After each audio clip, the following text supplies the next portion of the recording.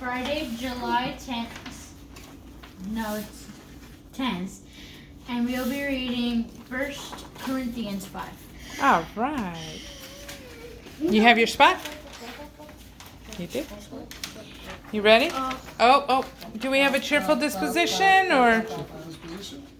All right. Thank you, Catherine. All right, y'all. Hello. And, there's Matthew. Hello. Gabriel, you ready to get on with the reading? Yes. I know how to do this. Now, people, come on up. I know this. You're going to stay busy with doing the maze? Bible man to me. Yes, Sarah, that's what I mean. No. But this is called a maze. What makes me? That right there. It's a maze.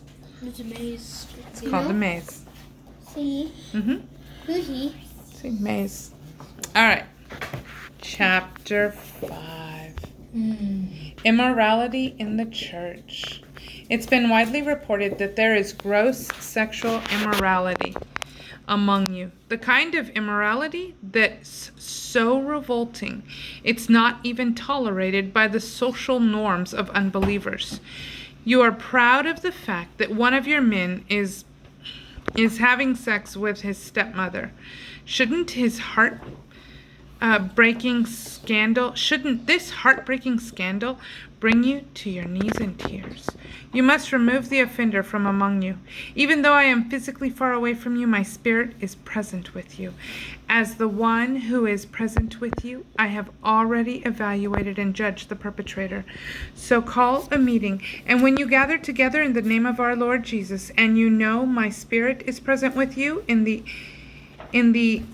infinite power of our Lord Jesus, release this man over to Satan for the destruction of his rebellious flesh, in hope that his spirit may be rescued and restored in the day of the Lord. Boasting over your tolerance of sin is inappropriate. Don't you understand that even a small compromise with sin permeates the entire fellowship, just as a little leaven permeates a batch of dough? So remove every trace of your leaven of compromise with sin, so that you might become new and pure again. For indeed, you are clean, because Christ, our Passover lamb, has been crucified for us. So now we can celebrate our continual feast, not with the old leaven, the yeast of wickedness or bitterness, but we will feast on the freshly baked bread of innocence and holiness. Correcting a misunderstanding. I wrote you in my previous letter asking you not to associate with those who practice sexual immorality.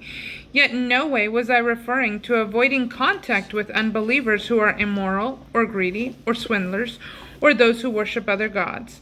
For that would mean you'd have to isolate yourselves from the world entirely. But now I'm writing to you so that you wouldn't exclude from your fellowship anyone who calls himself a fellow believer. But now I'm writing to you so that you would exclude from your fellowship anyone who calls himself a fellow believer and practices sexual immorality, or is consumed with greed, or is an idolater, or is verbally abusive, or a drunkard, or a swindler. Don't mingle with them or even have a meal with someone like that. What right do I have to pronounce judgment on unbelievers? That's God's responsibility. But those who are inside the church family are our responsibility to discern and judge. So that's your duty, to remove that wicked one from among you. So it's your duty to remove that wicked one from among you. And that is chapter 5. Bye. Have a great day. Please subscribe. If you like this video, please leave a like or a comment. Bye. Adios.